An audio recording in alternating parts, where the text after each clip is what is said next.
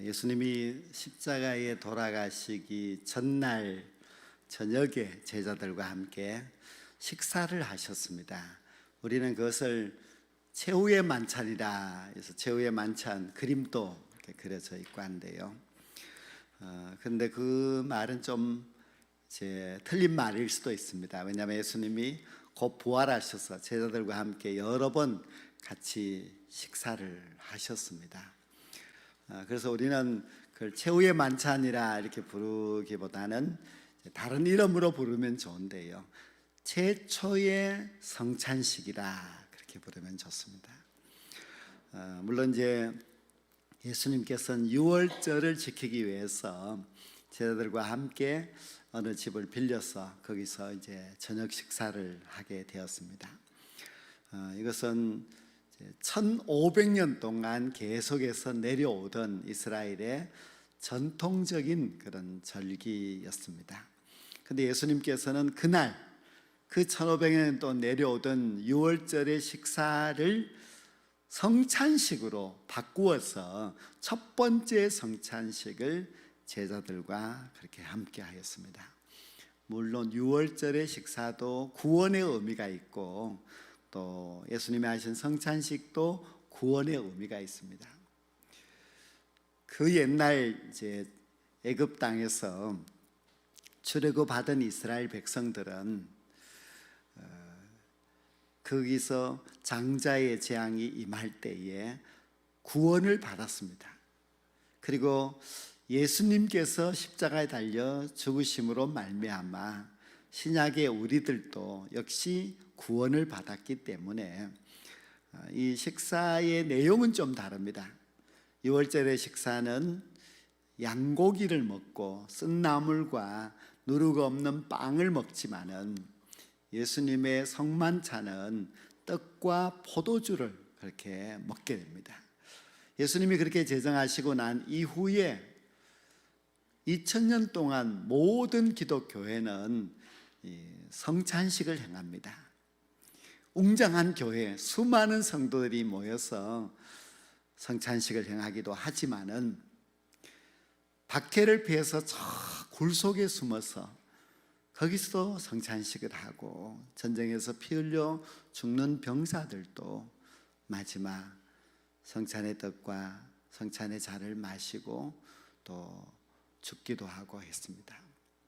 왜 이렇게 시대가 바뀌고 환경은 달라도 그렇게 똑같은 성찬식을 계속하는가 하면은 매우 중요하기 때문입니다.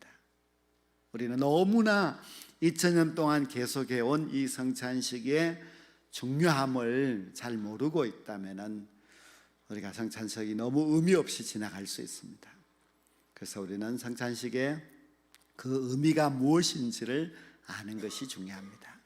예수님께서는 먼저 제자들에게 떡을 주시면서 하시는 말씀, 이것은 내 몸이라고 말씀하셨습니다. 분명히 주는 것은 떡이었는데 그것을 몸이라고 말씀하셨으니 그 의미가 무엇인지를 알아야만 합니다. 예수님은 자신의 몸이 십자가에서 죽으실 것을 말씀한 것입니다. 실제로 예수님은 잡히셔서 채찍을 맞으시면서 그 살이 찢겨졌습니다. 십자가에서 못 박히실 때도 그 살이 찢겨졌습니다. 그래서 마치 그 떡이 조각조각 나서 제자들에게 전하여진 것처럼 예수님의 몸도 그렇게 찢겨져서 그렇게 십자가에서 죽으셨습니다. 그래서 우리가 물론 2000년 전 십자가에 달리신 예수님을 보지 못하였다 할지라도 이제 오늘 성찬식을 통하여서 이 떡을 받을 때에 이 떡은 예수님의 몸입니다. 이 떡은 나를 위하여서 십자가에서 죽으신 예수님의 몸입니다. 나는 나를 위하여서 대신 죽으신 그 예수님을 믿습니다 하는 그런 고백으로 떡을 받으셔야만 합니다. 그래서 이 떡은 예수님의 몸이요, 이 떡은 예수님이 나를 위하여서 죽으신 몸이요, 그리고 나는 그 떡을 받음으로 인하여서 내 죄가 사여진다는 것을 믿으셔야만 합니다. 이것이 떡의 의미입니다. 예수님은 그 후에도 잔을 나누셨는데 그 잔에는 포도주가 담겨져 있었습니다.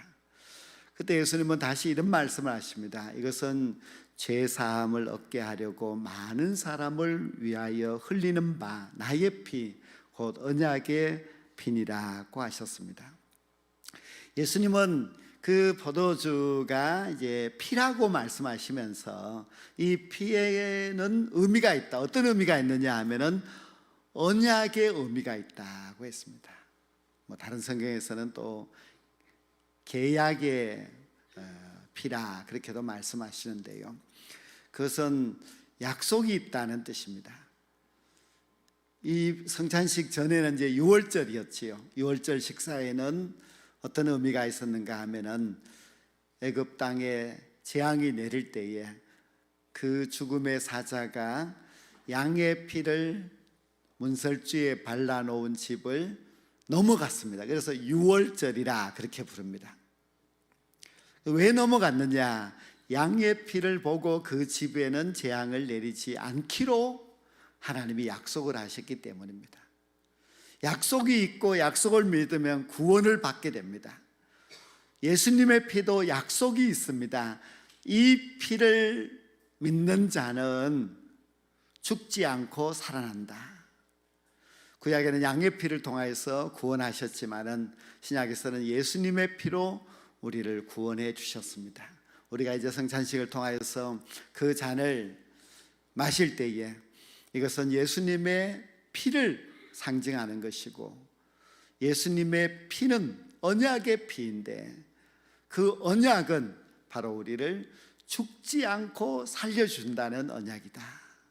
구약에도 장자가 살아났듯이 우리도 예수님의 피를 믿으면 살아나게 됩니다. 이제 우리가 성찬식을 행할 때에 여러분들이 먼저 이제 떡을 받으십니다. 그러면 떡을 들고 이것은 예수님의 몸입니다. 나는 예수님께서 나를 대신하여서 죽으셨다는 것을 믿습니다. 그런 믿음의 고백이 있어야 됩니다. 이어서 잔을 받게 되면 잔을 붙들고 역시 이렇게 고백하셔야 됩니다. 이 잔은 언약의 예수님의 피입니다. 그리고 그 언약은 바로 예수님의 피의 능력을 믿는 자에게는 죽지 않고 영생을 얻게 하는 그런 언약이 있습니다. 그래서 감사할 수 있어야만 합니다. 우리가 떡을 먹을 때는 믿음을 갖게 달라고, 또 잔을 마실 때는 감사의 마음을 가지고 성찬식을 참여하게 될 때에 결국 이 떡은 우리를 죄에서 구원해 주실 것이고, 그리고 이 잔은 우리를 사망에서 건져서 영생하게 하는 그런 능력이 있습니다. 그래서 오늘 성찬식에 참여하시는 우리 모든 성도들이 속죄함을 받고 구원의 백성들이 꼭 될 수 있기를 간절히 축원합니다. 또 언약의 피를 통하여서 여러분 모두가 새롭게 되어서 주의 백성으로 아름답게 살아갈 수 있게 되기를 주님의 이름으로 간절히 축원합니다.